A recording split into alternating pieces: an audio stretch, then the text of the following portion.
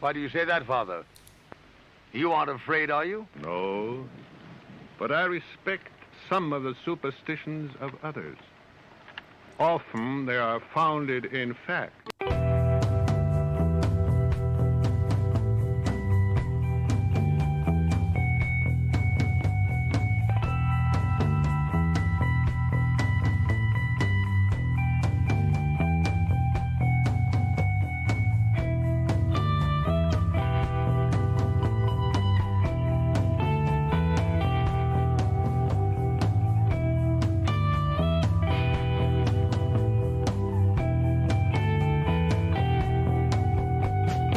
Broadcasting live from our Sanctum Sanctorum in Venice, California. This is the Sixth Sense Society. I'm your host, Krista, here with our producer, Michael. And today we're excited to have in the studio with us and returning to the show, Ray Davis. He's been on the show, I would say 3 times now. We started out with music and consciousness. We've talked about Freemasonry and Kabbalah. He's an extraordinary, talented man. He's a singer-songwriter, and he plays many instruments. Today, we've decided to look at some of the inspiration behind his often metaphysical and spiritual songs. So we're going to talk to him about some of the lyrics in the songs, and who knows where the conversation is going to go today. But before we get started, Michael has a few announcements. Hi, everybody, and welcome back to our show. I'm excited to have Ray here. He's a good friend, a lodge brother of mine, and he will be master of our lodge next year, so that's really exciting. We've got great guests coming up. We have Craig Owens next week, our paranormal investigator and historian friend, and so he's going to bring us up to date on all his travels and what he's got going on. You can get all the information on our shows coming up on our website, sixthsensesociety.com, SIXTH, all spelled out. And while you're there, you can subscribe to our newsletter, or if you enjoy our show and you can afford to, you can buy us a coffee on Ko-Fi, and we do appreciate it. It helps us cover a bit of our cost, but we love doing the show, and we have no plans on stopping anytime soon, if anyone is curious. And then, best thing you can do, go to YouTube and click and subscribe and like, and, YouTube likes that. We like that. It makes us feel appreciated as well. So not going to take up too much more of your time, so I will send it back over to Krista and Ray. So take it away, Krista. Great. Thank you, Michael. And welcome, Ray. Thank you, Krista. Glad to be here. Good. I'm glad. I'm very excited about this show. We get to know more about your art and what inspires you, and also hear some of the songs today. I think that's what we're planning to do. Yes. If all goes well with the tech gods. So what would you like to start with? Oh, I'd like to start with a bit of context. When I was here before talking a bit about music and spirituality, I was able to talk about some of my background. And I grew up in a large family. There were 7 kids. Grew up in Compton, which is not that far from here, really, 30 miles or so south. And it was a household full of music. My mother is a great church musician.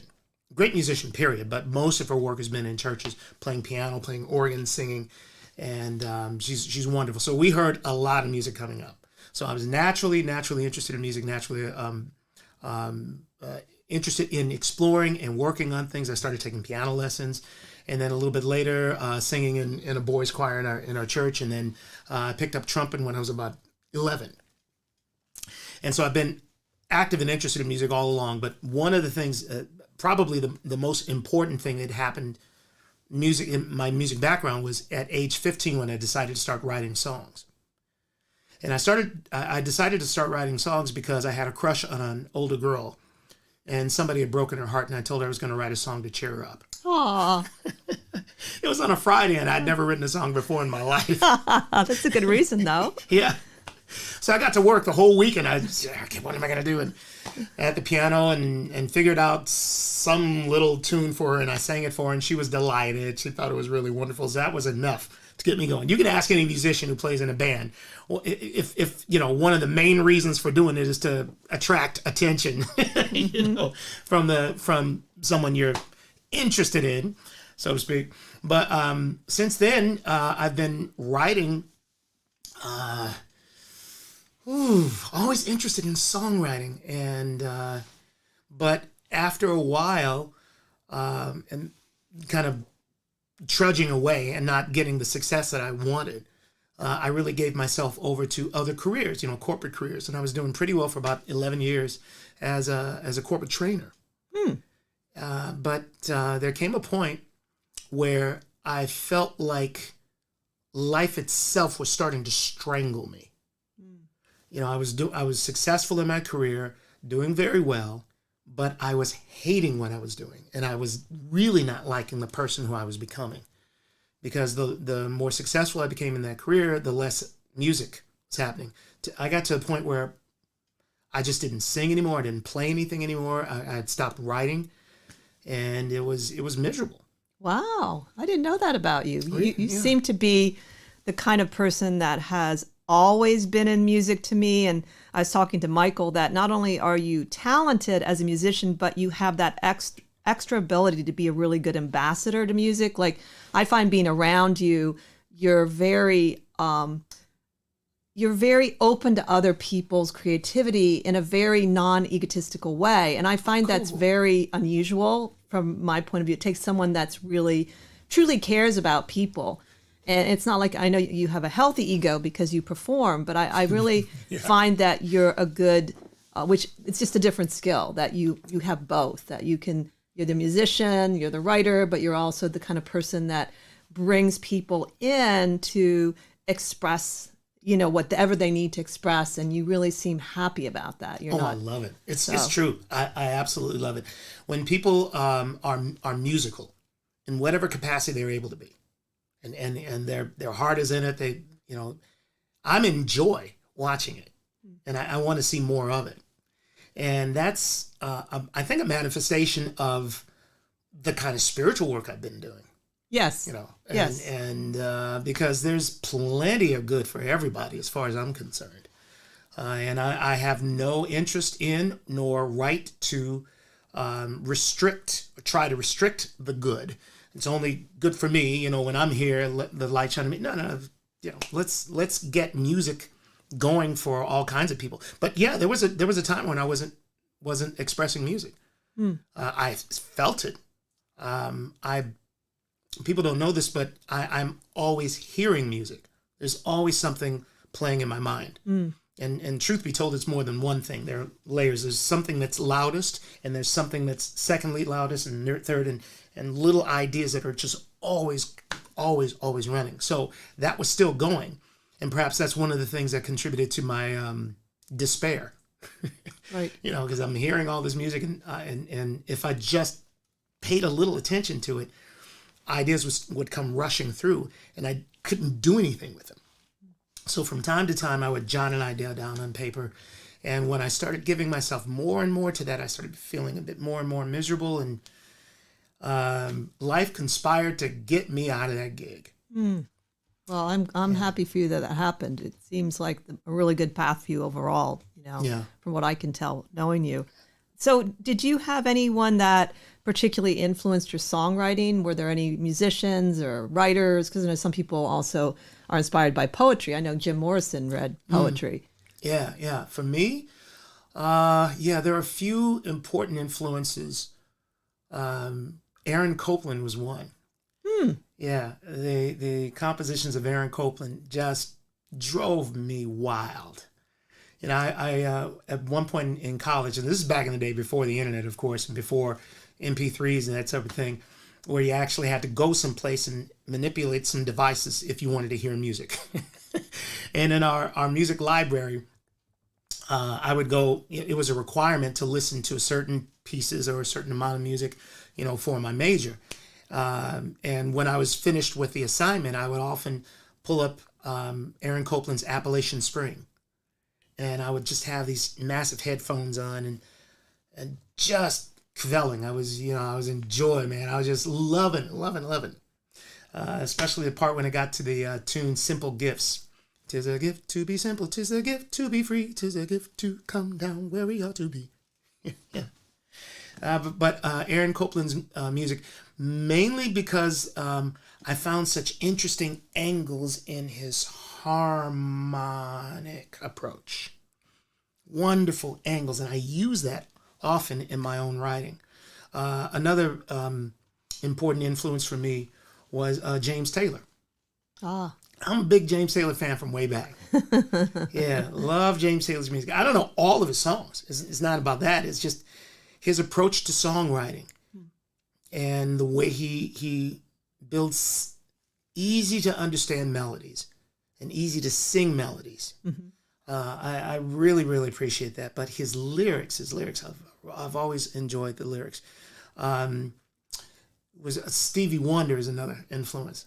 Love Stevie's music because Stevie is not just a great songwriter, but he's a great songwriter for his style of singing. You know, his style of playing and singing infuses everything, and the man is just incredibly talented. Also, a guy named Andre Crouch. Andre Crouch, who's no longer here, was a songwriter, singer, choir director, arranger in Christian music, in gospel music. And I heard a lot of Andre Crouch coming up. Andre's, a lot of things about Andre, but in particular right now, his arrangements, his way of arranging music, I thought was really exceptional. And I've taken a lot of heart from that. And plus, he's just so much spirit, so much soul in what he did. So a lot of people, quite a few people that, who is someone thinking of right now? Ain't no sunshine when she's gone. It's one of the things that I love about your songs is you pay attention to the lyrics, and this is one of the things I sometimes have a beef with modern songwriters of different styles too. It's not just that they don't really have any lyrics compared to, you know, what I grew up with. Singer-songwriters, James Taylor, Joni Mitchell, you know, all of that, or even the great folk singers. And I'm not saying I personally like lyrics, and there are some songs that don't have necessarily, you know, great lyrics that I like the melody, but to me, it's so tied into that bardic tradition. And I also like to be able to understand them a little bit. You know, that too. Sometimes I'm like, that sounds interesting, but I can't quite understand. The music's too loud, or they're saying it in a way, and so then, you know, you can always get a copy of the lyrics, but I like to understand at least so I can gather what the song is about, you know. So, because you can't always tell by the melody what it's about. No, you can't. No. You can't. A lot of times they'll give you a trick. Right. I was just thinking of another song by John Prine. You know, John Prine, Angel from Montgomery. I love that set of lyrics. If y'all don't know John Prine, that particular song, I love his cover of it, but I love Bonnie Raitt's cover. Bonnie Raitt's cover of Angel from Montgomery just broke my heart the first time I heard it. But he weaves a tale of a woman who is resigned to her life, in a sense, but dissatisfied, and dreams of another kind of existence. And it's just so poignant. And so when I hear a song like that tells a story and gives you an idea of a human condition, man, that lights me up. It really does. But in particular, I'm with you in that I really, really enjoy lyrics that are saying something. I wanted to say something. And because of my life is so spiritual, to put it better, I'm not walking around Om Shanti. Om Shanti is not about that. You know, I'm a normal cat in the sense you can see me. I look, you know, regular, but my approach to the world and the way I think about myself, think about life and other people, this is all again a manifestation of my rich spiritual inner life. So I can't help but write songs and lyrics that reflect that point of view. I do not like proselytizing. I don't like, you know, someone trying to convince someone else about, you know, their spiritual approach. Right. That just doesn't do anything for me. I had enough of that when I was, you know, coming up in Christianity. The particular thing, the way I interpreted it at the time. I'm not blaming anybody else. But I don't appreciate it now, and I certainly am not interested in you know, trying to convince somebody this is what is right for you. On the other hand, I am certain about certain principles being true because they bear out in nature, and they bear out in terms of the Western mystery tradition that I'm so engrossed in now. So we're talking about things that have been proven and tried and tested over millennia. So I'm very comfortable with that. So my songs tend to reflect that, whether they're telling a story or saying something confessional from the first person point of view, or maybe I'm saying this is something for you. This is something for you. If you're digging this vibe, so to speak. So what I do is I call the music I write, I call it high vibe. And high vibe is from my perspective, a genre, just like rock and roll, blues, country, and western. Yeah, it's a genre defined less by style and more by substance. So high vibe music can have styles that are rock and roll, blues, country and western, whatever, hip hop, but it's all music that's intended to lift people up and raise consciousness, and we can do things a little bit better here on this planet. Now, did you come up with that term, or was that already high vibe? Yeah, as far as I know. Yeah, I did come up with that one. Yeah, I like it. Well, yeah, it's a great word. It's similar to the idea of the ecstatic poets. Yeah. That they're from different traditions, and they have that same desire to reflect consciousness or spirituality, whether it's like the songs of Milarepa or something, from a different culture. So it's similar idea, and they're tied together, poetry and music for sure, and especially lyrical, good lyrics can be poetry. Leonard Cohen's, brilliant stuff. Yeah, absolutely. He's you a can good one. sink into his lyrics. I mean, you can stay there for a while. You know what I mean? Yeah. Don't rush. Don't rush. Yeah. So let's get into some of the actual songs. So did you want to start by playing one of them? We can talk about it. Yeah. Let's see what we have here. Well, I have this one up, okay. So might as well use it. This is a song called "The Least of These." Okay, let's go with it.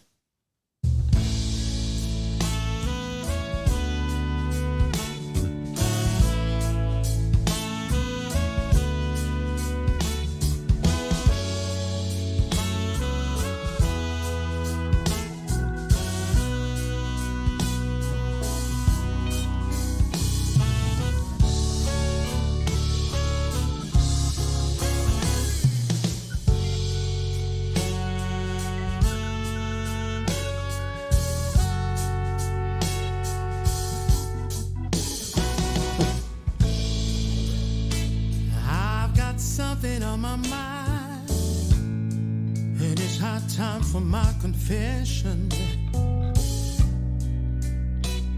To the world I may seem kind and a success in my profession, but when I search deep in my soul, I find a hole about the size of your oppression. And I could it be the solution is calling for me? Whatever I've done to the least, whatever I've done to the least. I love the chorus. Yeah. Whatever I've done to the least of these. Yeah.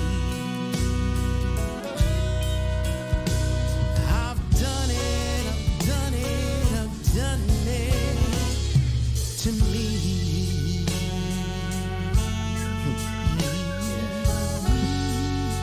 That's as much as we need to do. Okay. Yeah, I mean, just a little excerpt from it. This one, when I read the lyrics without the music, even though I love the music, it sort of has a St. Francis tone to me. That idea. I don't know why. Even though in a way it has nothing indicative of it, but it reminded me of that idea that.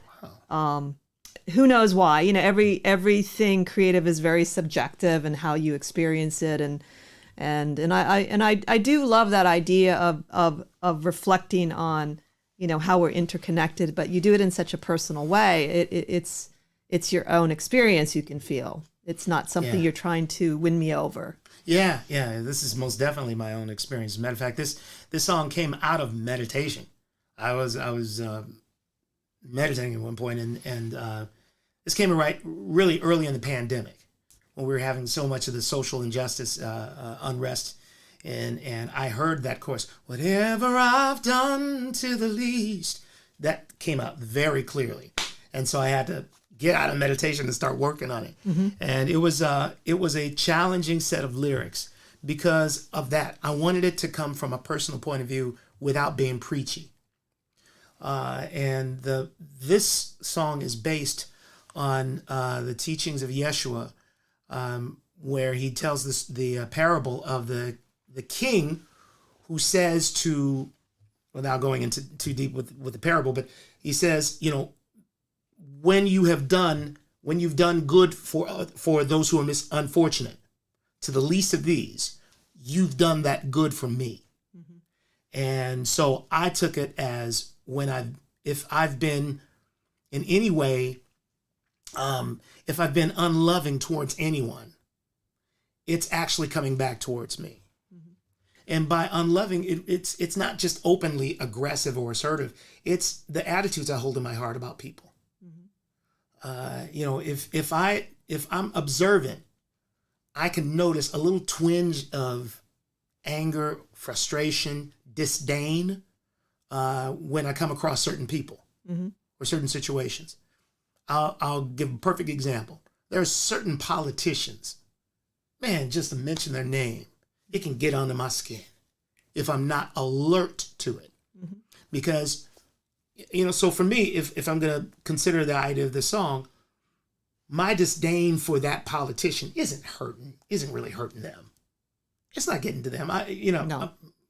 I'll vote against them or vote for their opponent maybe if I have the opportunity. But I'm holding on to that in my own heart and in my own mind. So I'm the one who's actually being damaged by it. Mm-hmm. So I'll give you an example here.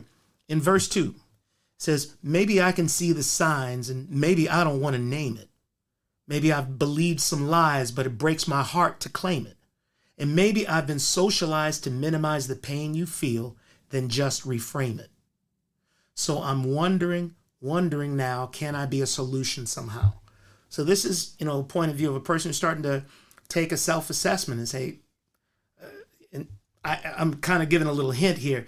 I can see the signs. I believe some lies because I truly believe there are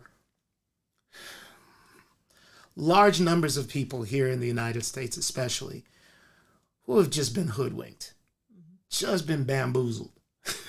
Right.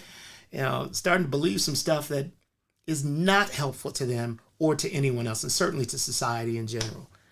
And so I'm taking that on in this song. Well, and I also like the idea of minimizing other people's pain. It's one of the things I've thought about over the years is that you can't compete with pain and tragedy. I mean, that it's not helpful to think, this person only lost their dog. I lost my whole family. I'm suffering more than you. And there's a couple of reasons why that doesn't even hold out is, first of all, people have different capacities to handle different things. Right. And so some people actually can handle more pain naturally than other people. That can be, it's just the way they're wired, or maybe they grew up. And then I thought, well, it's not their fault necessarily that they didn't lose their family. I mean, it's sort of an odd thing to do. And one of the things that happens, it happens on social media a lot. Well, you shouldn't complain about this, the whole gas prices, right? Mm-hmm. And I thought, well, what if you needed to get to work? And what if you barely had enough money to pay for the gas and you're worried about losing your job? You don't know the full story. That's right. And I said, I'm not a big fan of whining ever. That doesn't help. But don't compare pain and don't minimize other people's pain, because also it seems like sometimes people can't express some of their deeper pains, and they'll start with a littler pain because it's easier to access. That's right. And so I don't think it's right to sort of think, well, I'm more evolved than you because I've experienced more pain. I'm like, all right, you're a masochist, maybe? Yeah.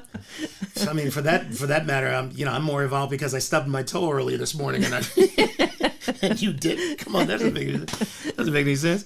But it's true though. Minimizing someone else's pain.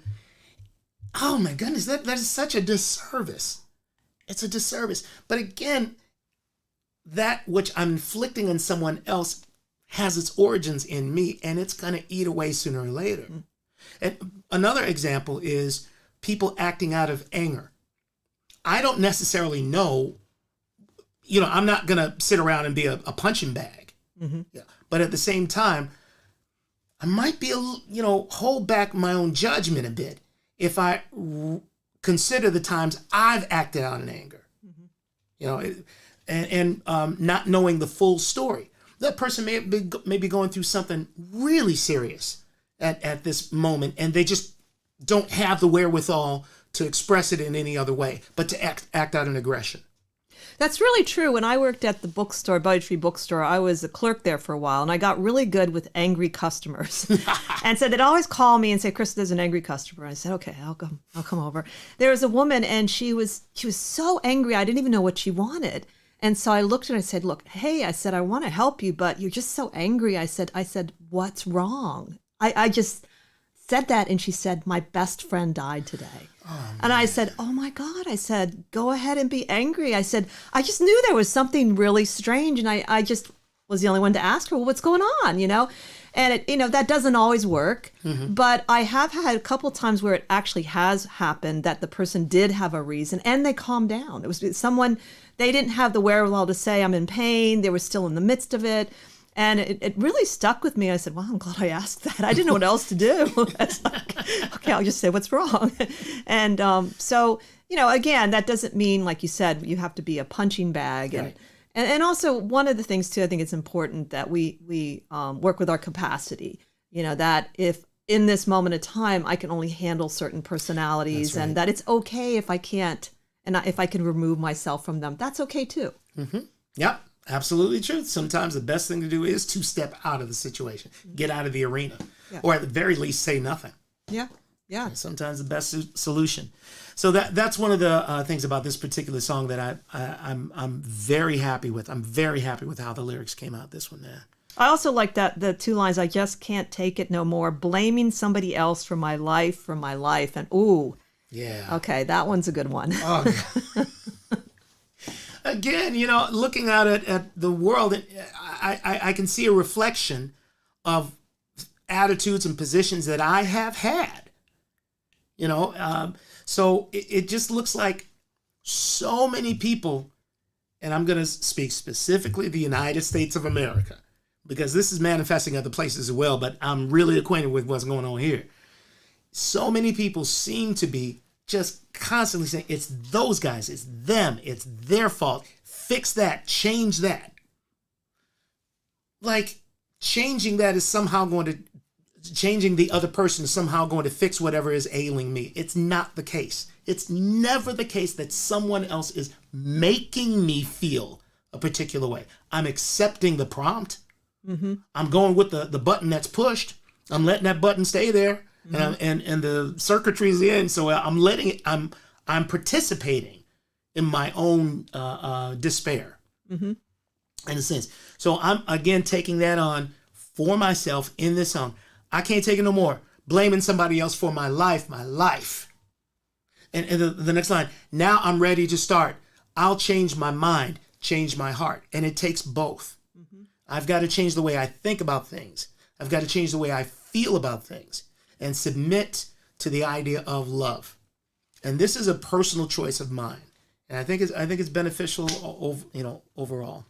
So when you say I need to change both the mind and the heart, which do you start with? Oh, that's a good question. I think for me, because it's just the way I'm wired, I start with the mind.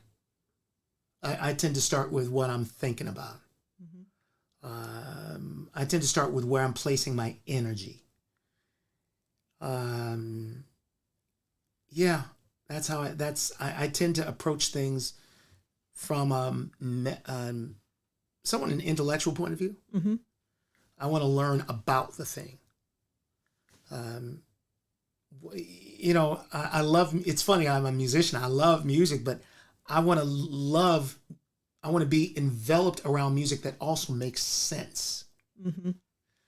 I talked a bit about Aaron Copland before, and harmonically, he was just brilliant for me, and it always made sense. The angles, I talk about angles because it's harmony that for me was dominated by jumps, and the jumps defined the angles. I don't know how, if I had a keyboard I could kind of illustrate it, but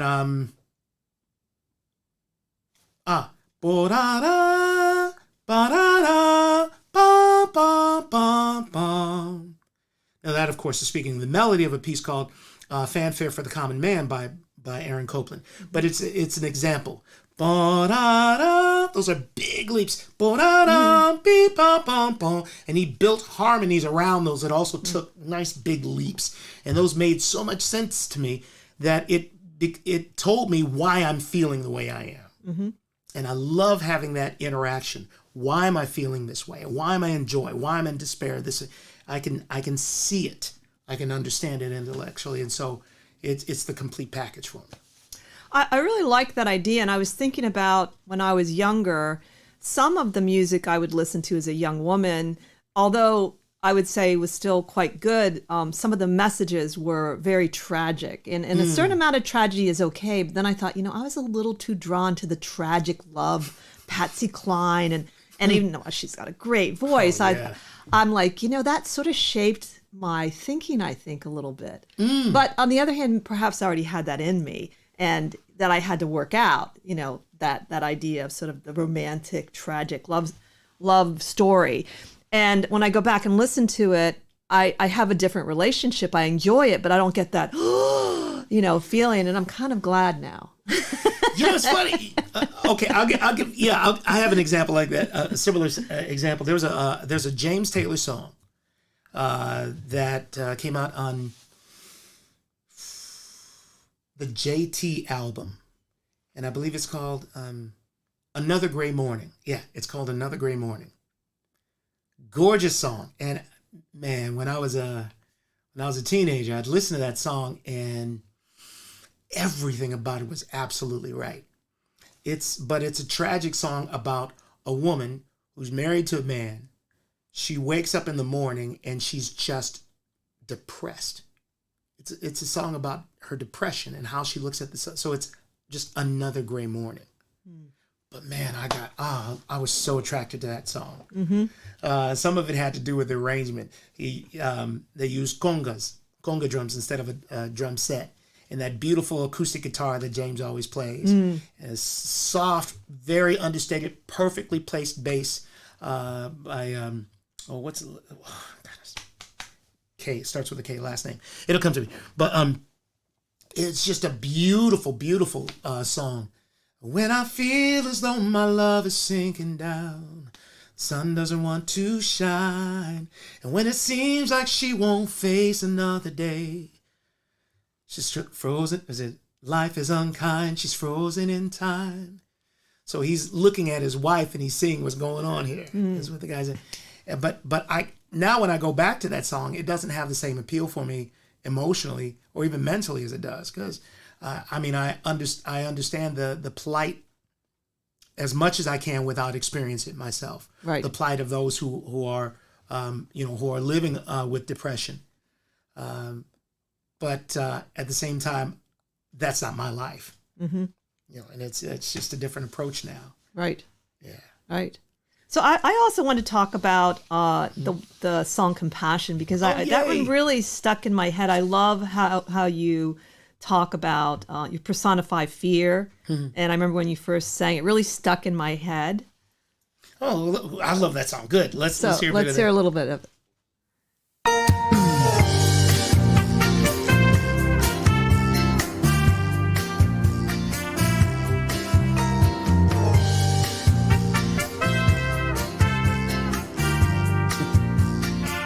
I love this intro. I do too.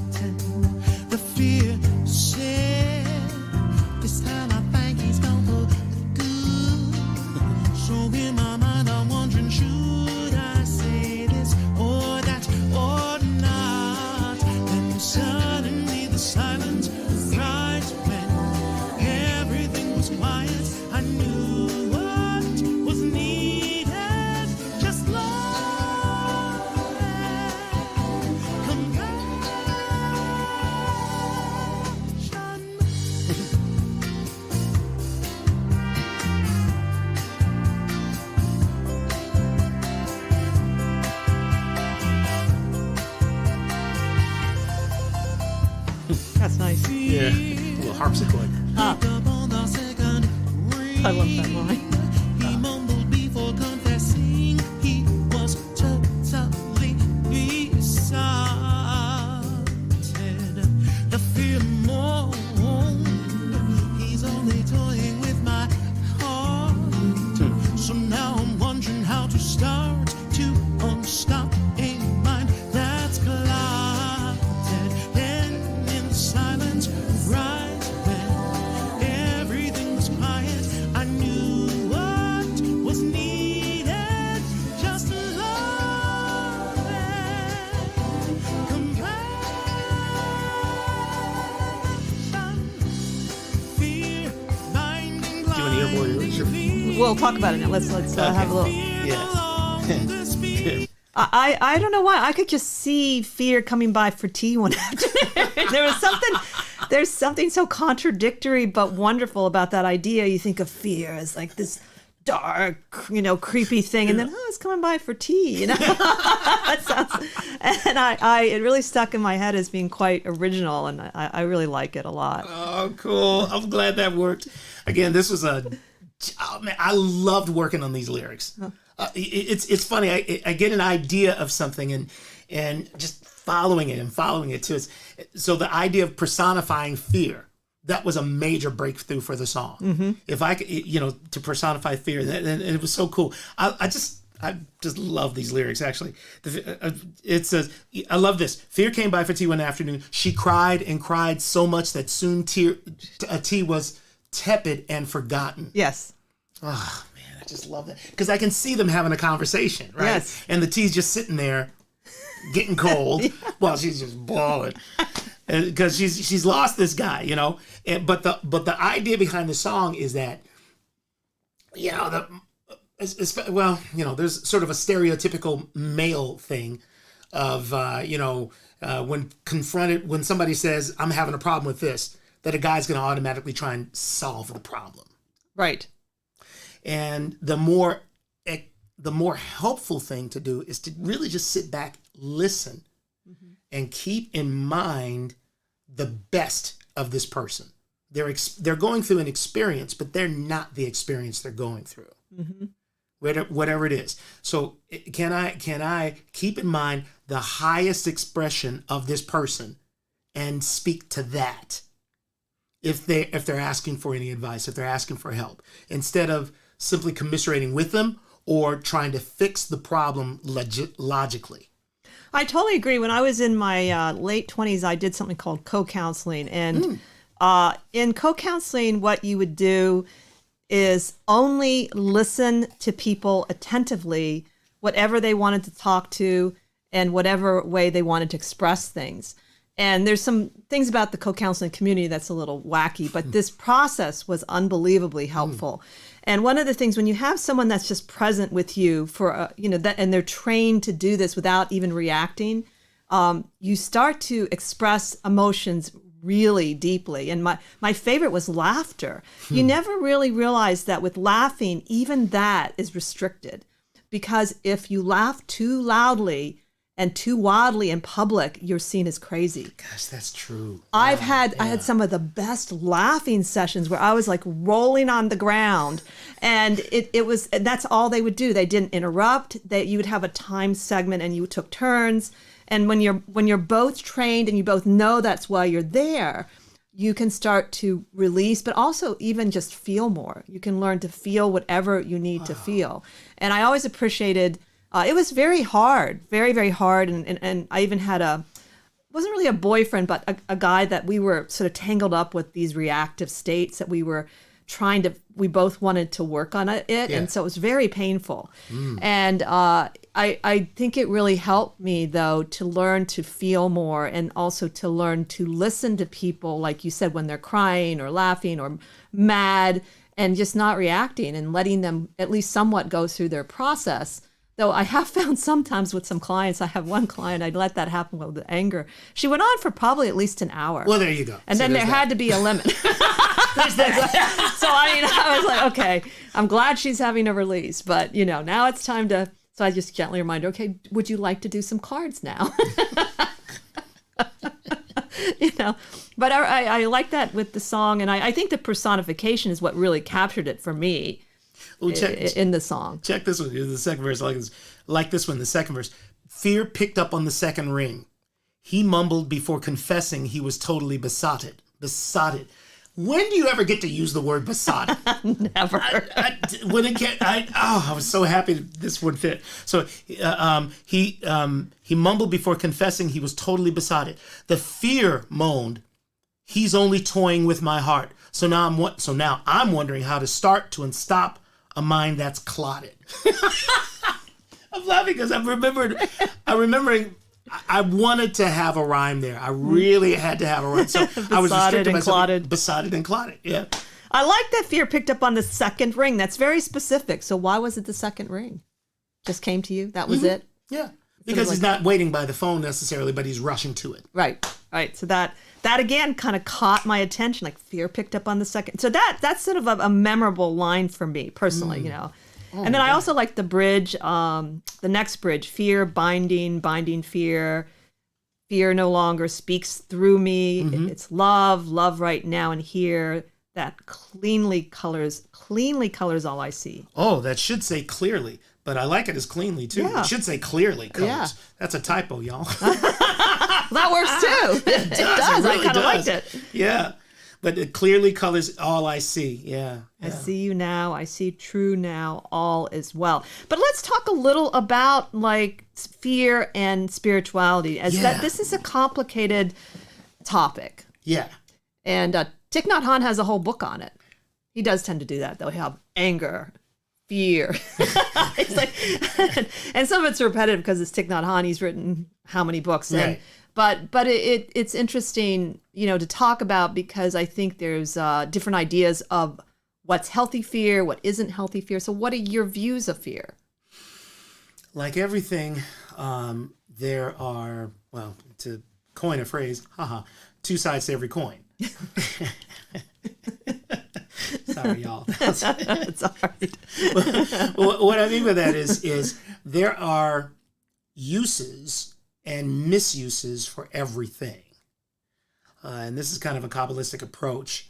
Fear can be very, very helpful and useful for us. The emotion of fear will scare me off things that aren't necessarily good for me.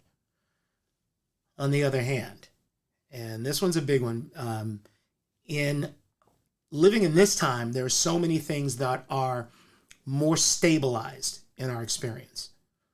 More people than before, not everyone, of course, but more people than before are stable in housing, clothing, food, shelter, that type of thing, more than before. Obviously, not every. So there is actually less do I mean the word existential? Sure. Staying alive sense to be afraid of. And when I talk about, I'm talking about over long spans of time, not this year versus last year or 10 years versus 10 years before. So that being said, if that's the case, I have the opportunity from time to time to look at a fear that I'm experiencing, to judge whether or not it's something that I want to continue with, that I want to foster, what I want to allow stay, or do I want to deal with it? So the so-called negative emotions, I actually find useful. Anger, fear, greed. What is it revealing about me and where I'm placing my attention? So as fear for me can be a tool of analysis. Something's out of balance with me spiritually. So let's take a look at it. Let's not run from the fear. So in the same sense, in this song, let's say I'm talking to somebody and they're expressing all kinds of negative things. They're living in a state of fear at this point. There are reasons for it. There's an origin for it, and perhaps I can help them see an alternative to the fear approach, or see what it's revealing about what's going on in their lives in the same way that I've done with me. And this brings the other part, kind of leads into what we were talking a little bit earlier. If I'm speaking to somebody in a counseling capacity, or just as a friend, if they're, there's some issues that are coming up, there's a reason for that conversation taking place. And it's not simply so that I can give great advice and help them solve their problems. It's also revealing something about what's going on with me. Mm-hmm. If I'm interested enough to find it. Mm-hmm. And so if I approach that conversation thinking of the highest version of them that I'm speaking to, I'm also able to apply the same thing to myself. That's why I'm very interested in that co-counseling thing you were talking about. Mm-hmm. That just sounds like it could be really, really powerfully helpful. It was. I would say that I even got to the point, because I have definitely a phobia with performance, and I've gone to the point where I'm a little bit better. But when I was playing the piano, it was terrible. It was real. I would stop in the middle of a piece, and I got to the point where I went to a workshop, and there was like 200 people there, and I think I was doing some poetry or something, I can't remember, but I had such a good time. But the audience was part of this collective energy. And it was a really powerful experience to feel safe in an environment I'm not normally feeling safe in. Mm-hmm. So it was, like I said, there was some things weird about some of the community. I mean, that happens with a lot of communities. Oh, yeah. But yeah. I still think the techniques of the listening, I've even thought of trying to find some old co-counselors.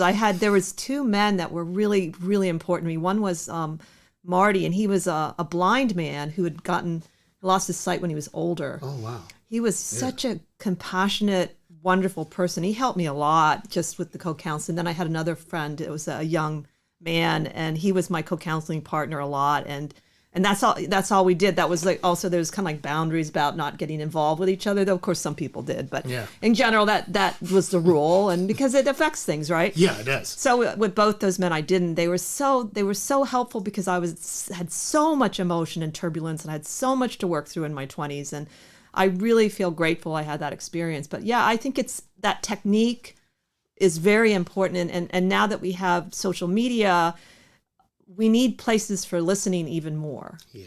I don't know how we build them, but I think that's one of the issues. That's a good word. That's great. Is we need listening stations. Yeah, because social media encourages the blah, blah, blah, blah, blah. Shoot it out there, blah, blah, blah, blah, blah.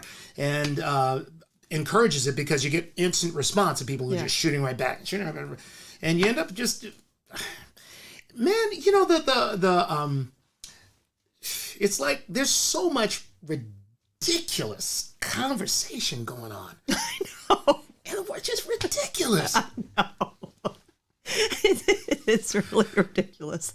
It is. And I honestly have no patience for it. So I only go on for so long, or I look at certain people's, and I've tried to even say, well, Krista, you're just being an old person. But I see people older than me acting, like the younger people. Yeah, so maybe it isn't an age thing. But, on the other hand, though, our generation, there is a perspective that is a little different, because, most of our formative years, this wasn't there. Yes. You might have, there were no chat rooms. Right. You had to be in a room to chat. What a wild concept. What do you know about that?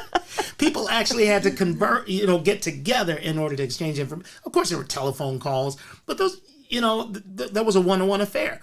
When did we ever have an opportunity to share a disruptive idea to somebody halfway across the world on a regular basis? Yeah, and get a response. Right away. Or even to the point of somebody on social media presenting something they believe is really beautiful and wonderful. Yes. And then there seem to be, folks on the planet whose sole purpose is to go and, I was thinking of another way of phrasing this, but I'll go with something nice. Rain on your parade. There is true. There's people that you can tell that's what their purpose is. They go in and their comments, and that's particularly true of some of the music videos. I was like shocked how mean people could be. But you know what? In person, they're too cowardly. They would never do that in person. Never do it. Nope. No. So, that's one of the things that is of interest to me with the music that I have, because this is something that I'm going to start offering more and more and more to people. And I'm not actually concerned about folks who are going to find fault with it, because that's always going to be there. I am interested instead, though, on those who will be interested and attracted to the ideas expressed in the way that I'm expressing them. I want the music to be pleasant and interesting, stirring to them, soul stirring to them, absolutely. And I want the lyrics to say something that is helpful to people. I love the idea of it being entertaining. That's why, I got to besot it and clot it, It's like that. If you have a little word candy in there, that's good, One thing I like to do in some of my songs is that, again, turn it around. If it's a story song, I like to turn it back to myself. Like in this particular one, the verse goes, I forgot to mail the check today. Tomorrow, someone's rightful pay will not be in their possession. Sometimes I feel like a simple-minded fool. Maybe I should go back to school to pursue some safe profession. But then in the silence, while everything was quiet, I know what is needed. It's just love and compassion. Love and compassion, even for myself. So that's where that one ends up. I still think about pursuing a safe profession now and then. Oh, man, come on. Doesn't it seem like a nice idea? It does. I was like, okay, I'm only 61. Surely there's some government job that will take me. It passes, and I was like, okay, it's just, it's to be doing something that doesn't have a stability in it is, in a way, it's the right direction, because a lot of people have to do that now. But it can be a little freaky at times. Yeah, it can be. But I'm determined to introduce the idea of high vibe music to people. I think it's something that a lot of people, a lot of folks, I'd say even without knowing it, will really appreciate and be able to benefit from. Because it's easy to see how music influences our lives and dominates our life experience. There are very few. I just started imagining, even before I came here, what would life be without music? Let's say there was no music at all. Just following that line of thought, you realize where music shows up. It's constant. It's everywhere. And what do we do? What do we rely on when we get together in times of celebration and in times of sorrow? There's music that defines it. I've had opportunities to play at for instance, memorial services and funerals, and it's always a joy for me, because I can see how the music I'm playing, always requested by the family, is affecting them and helping them with their healing and with the mourning process. So to not have music would just, I can't imagine life. When I was listening, I was re-watching The Music and Consciousness, and we were talking about, in fact, you brought this up, the idea of music being an extension of speaking and language. And that's right. And when do they sort of, one starts and the other one stops? And I thought that was just a really interesting thought. And you're right, it's all part of our larger communication. Plus, you can listen to music and not necessarily even understand a language and feel something for it. So it's very easy to connect to another culture, another spiritual path. Like sometimes I'll listen to certain spiritual music and I'm very touched by it, but I know nothing about the practice. Yeah. And yeah, absolutely. Yeah. Most certainly. I was at a seminar or weekend shut-in a couple weeks ago, spiritual thing, and one of the things that came through that was a suggestion of using soothing music appropriate for meditative space, and the teacher at the time brought up Gregorian chants. And it's been a long time since I've listened to any Gregorian chant or even a lot of medieval music, but man, you sit with that stuff and it's so simple, but there's something that reacts on the inside. And the same thing happens to me when I listen to a lot of indigenous music. Oh, yeah. Doesn't matter where. Like I've spent a good afternoon listening to, the circle, Native indigenous Americans music. Because they're using the chant is a heya, which is an acknowledgement of the Creator. And man, I found something really just rattling on the inside. I felt like I was just, there was a ember burning on the inside, just listening to this music. It was the most powerful experience. Didn't really connect to the tradition. It's not my ancestry. Right. But man, it really worked for me. Yeah, I feel that way about some of the indigenous songs I've heard too as well. And then for some reason, I really relate to the different kinds of flutes, from Japanese to Native American. There's something, especially live. The live flute, I don't know. There's just something that the notes seem to go on your body. I don't know what it is. It's like sprinkles all over you. That's how I feel. You and Lori should talk about that. Lori's my wife. She loves the flute in all kinds of forms. Huh. Yeah, she actually has Irish penny whistle, a very good Irish penny whistle, and she plays pretty well at home. Yeah, that was out of her passion for the flute. But I didn't know that. Yeah, I mean, this is taking me awesome. in so many different directions. But because different instruments do different things for different people. And, my mother loves the violin. I always thought that she would love to pick up the violin. Through her life, she's 84 now and still talking about, I'm gonna pick up the violin. She should. She probably will, actually. Probably will. She should. I'm attracted to every instrument, but I chose the trumpet because it just did something for me. Mm-hmm. It just did something for me, and even to this day, just something else. The Fender Rhodes, the tone of the Fender Rhodes, the playability of it, it just drives me crazy. Mm-hmm. So I can't imagine life. I don't want to imagine life without music. Now, where can people get your music? Good question. Well, the best place right now, and I'll tell you why in a second, right now is on iTunes. Look up Ray Davis, the soundtrack by Ray Davis, or Live from Kula, Kula, Ray Davis. Those are some good places. Compassion shows up there, a few other tunes. However, I am rebuilding my website, and it's going to be the hub of everything. Mm-hmm. The music, stories, little teachings, because I do a little teaching as well. Of course, videos and all kinds of things. And so that'll be finished in about 2 weeks. Oh. Yeah. So that'll be raydavismusic.com, and you'll be able to get everything that I have and everything that's coming out, because I got some great tunes coming out. Yeah, that's wonderful, because I did look on your website and I saw it wasn't up right now. I remember it had been up, so I'm glad you brought that up too. I was going to ask you about that too after the show. It's under construction too. So we have a couple minutes left. Is there anything you wanted to leave people with, thinking about? Oh yeah, I would say, look, if this is of any interest to you at all, I would say just start listening to lyrics. Just pay attention. Because whether we know it or not, that stuff is feeding us.